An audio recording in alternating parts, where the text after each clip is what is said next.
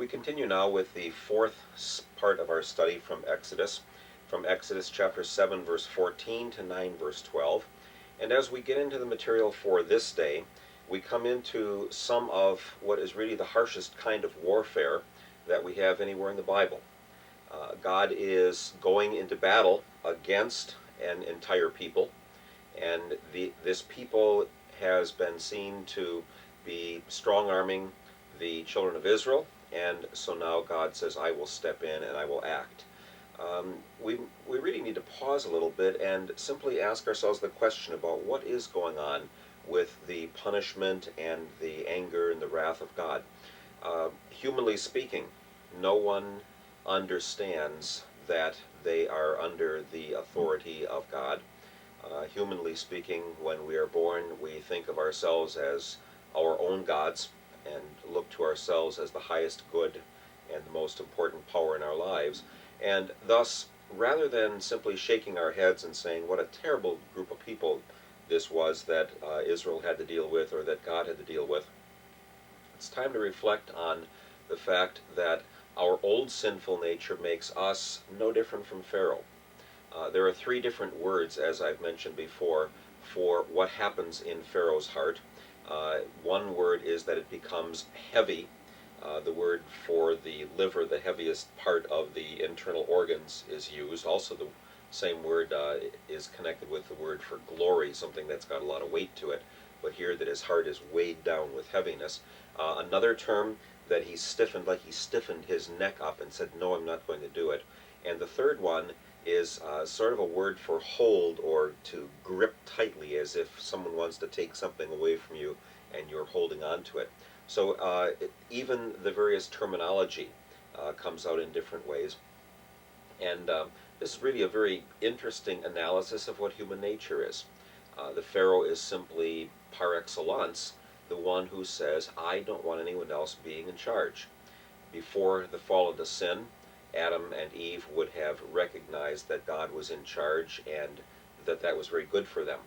But everything comes upside down in the fall, and so what was natural is now unnatural, and what was unnatural is now natural. I'll do what I want. One of the real issues here is that God says, I will allow no one to finally do things against my will. And we ought to recognize that what is different about us as children of God is that God has changed our heart. He has softened our heart. The book of Ezekiel, in a couple of different places, says God installs a new heart, not a heart of stone, but a heart of flesh. The prophet Jeremiah says that God would write his will and his instructions on the heart. So there is much here about the heart as the depth of the human being, something that Pharaoh would not have been used to, that anyone would come up to him and say that he couldn't do everything that he set his mind to. He was, in essence, God, the highest power in the land. Every human being is born thinking the same thing. And there are some who get into positions of power and they would try to use that even though they realize it fails finally. And those who are not in power are really no better because they wish they were. So it's not as if anyone escapes from the desire to make life turn out in a particular way. What God is going to do here is he is going to show that human beings are not in charge, and that finally there are things that are under God's control. Thinking back to Genesis 1, that God is the creator of all things and can change things at will. You might also notice in looking at these plagues, or signs as they're sometimes called, that they are not all with the exact same pattern. There are times when Moses acts. There are times when Aaron acts. There are times when a plague takes place without any particular action. There are times when Pharaoh is confronted. There are times when Pharaoh is simply told what is going to happen. And there are times when a reaction of Pharaoh is given to us.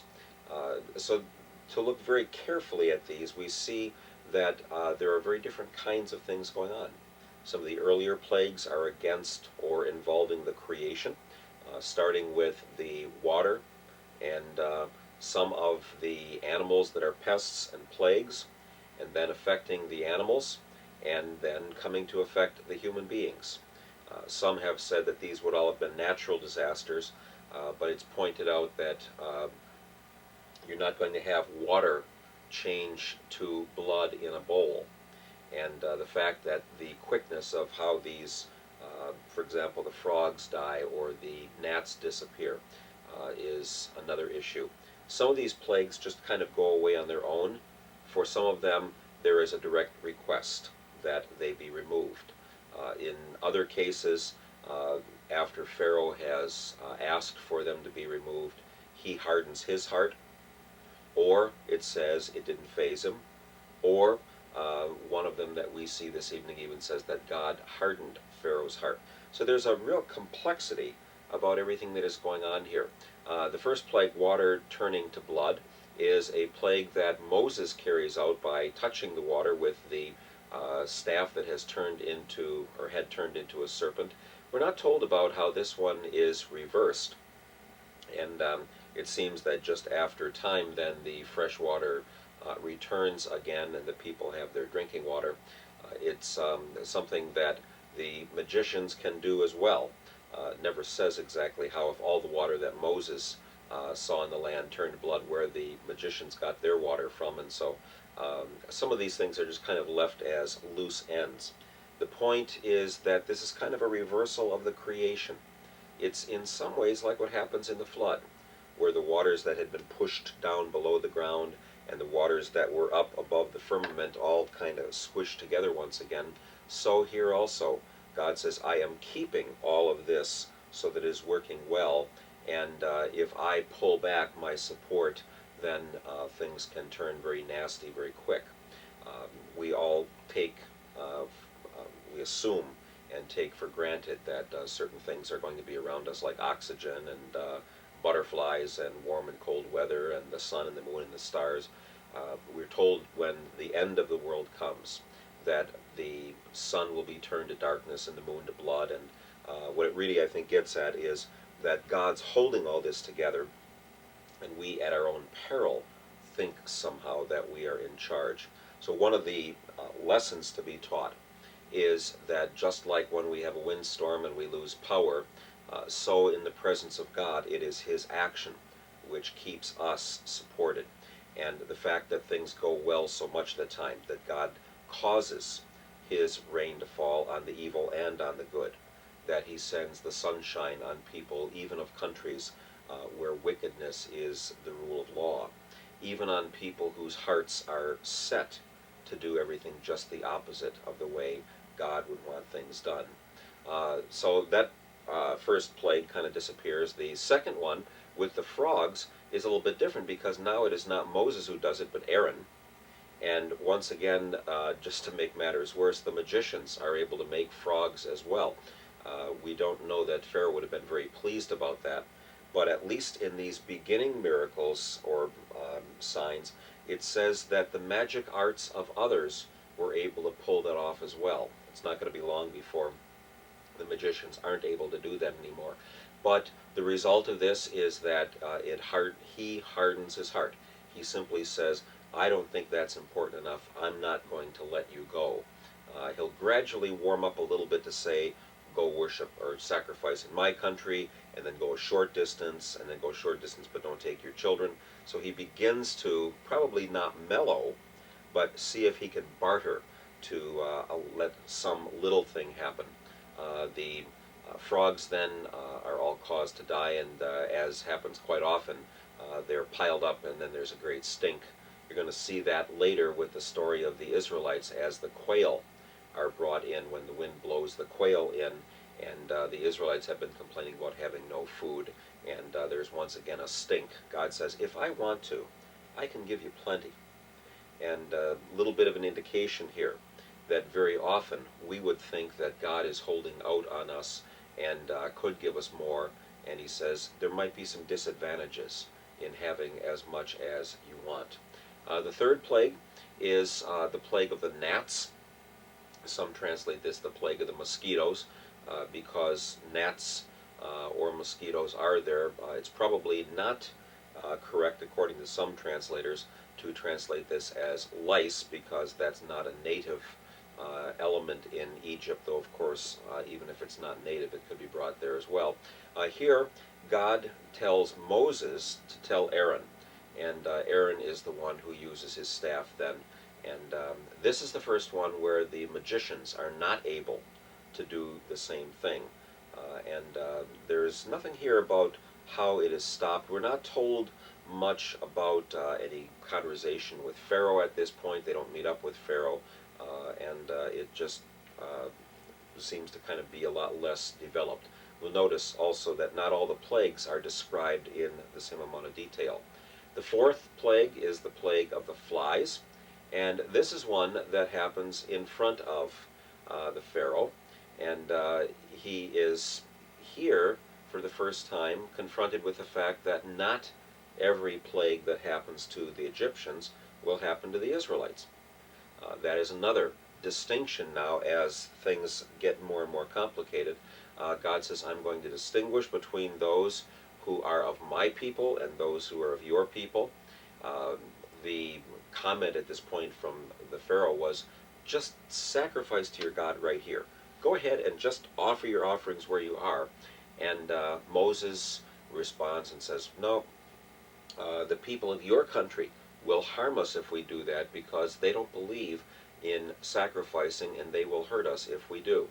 There's been a little bit of an undercurrent of the fact that the Egyptians are much more people who are people of farming and of raising crops, which they're going to ship north along the Nile and then sell to other people, whereas the Israelites are people of the husbandry, animal husbandry, and why all of this is taking place and why this business with we want to go sacrifice and we want to sacrifice to our God and we have to go to another place and 3 days journey, none of that is really made very clear.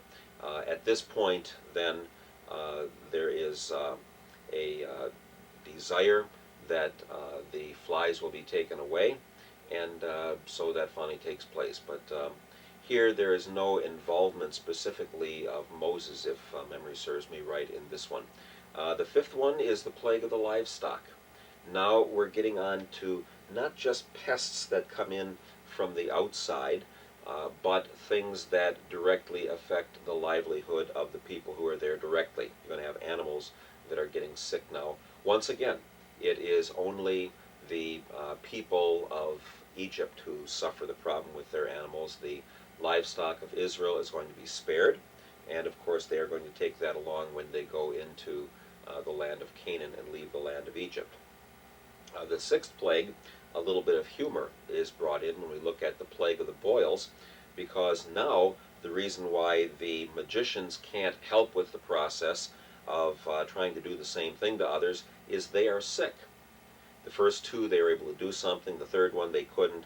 Now they're so sick they can't even leave their houses, and they have told the Pharaoh there is something mighty going on here, but that just kind of hardens his heart and makes him more stiffened, or makes him hold on more strongly, or makes him more stubborn about going on with the path that he has been on. At this one, with the sixth plague, it is Moses who gathers some of the soot from their kilns and throws that up in the air, and it says that all the people then who have that fall on them are going to get sick because of it. Another uniqueness with this plague is that the Lord hardens Pharaoh's heart. It's one thing to say that God is doing something that causes him to be stiff or harder in his resolve. It's another thing when the text now says God's actually doing it on the heart of Pharaoh. And so there are all sorts of little differences that come up. There is no specific conflict or discussion of the conflict with the Pharaoh in this one. There doesn't seem to be any point at which the boils are taken away. That story is kind of left hanging as well. So we have some cases where the Pharaoh pleads for mercy. There are some cases where he doesn't. There are some cases where the plague is actually physically removed, and other cases where we're not told about how that happens. There are cases where Moses acts, where Aaron acts, when they're in front of Pharaoh or apart from him. And this rather very complex series of events, many say would be taking place over about a year's time period. Obviously, not every animal is going to be destroyed if there are some of them yet for later plagues. And so we might also reckon with some hyperbole where it sort of says everything was affected. And when we today have something like we say trees were knocked down all over, and then you go for a walk or drive in your neighborhood and you see that not every tree is absolutely down unless it's really been a very, very bad storm. We can reckon with the fact that hyperbole would be involved here as well, but that it was a massive nature of the way that this was happening to the people of Egypt. They don't probably have any better indication of exactly why the things are going on. Most of the people would not have been watching the 6 o'clock news to find out this confrontation with this old man who's come from the desert, and they would have simply suffered in silence and maybe never even known about the confrontation that's going on. To reflect a little bit more then, we recognize here something of what is called holy war, or God's war. It's really part of the covenant promise to Abraham. Those who bless you, I will bless. Those who curse you, I will curse. I will bring problems on those who try to bring problems on you. This is not just a random action of God, though we have to admit, like with the flood, innocent animals die, and as with the flood, there are human beings, now not the whole world's worth of human beings except Noah and his family, but there are human beings who suffer because of the stubbornness of a few leaders. One would assume that there would have been other Egyptians who would have sided with the Pharaoh against what's being said here, and that there would have probably been Israelites who would have said, our life is okay, yeah, we have to suffer, but we're able to survive here, and would not have favored Moses, especially after all of the troubles that had been caused for them early on. So we have a time when God is dealing with human beings and saying, if humans can't stop this activity, then I will.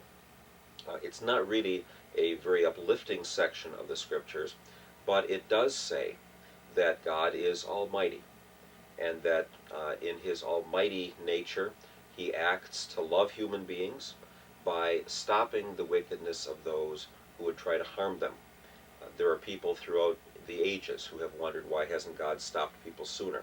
People who have pleaded, as some of the Psalms do, for God to act and bring plagues upon those who have been wicked. And we know that hundreds and hundreds of people die from their faith every week around this world because they believe Christ is Lord, because they believe that God is active, and because they run into the likes of the pharaohs. The only hope we can hold out is that in eternity God says nothing, whether it's pestilence or famine or nakedness or sword, all of what's in Romans 8, nothing will separate us from the love of God in Christ. And to remember also that the temptation can come for us to seek to be our own God, and it is always a call for repentance to ask God to cure our hearts and to help us recognize when we might be going away from him, and to change that heart so that our heart is softened and not hardened or stiffened. God's continued blessings to you as you continue your study of the book of Exodus and look at the mighty ways in which God has acted in the past.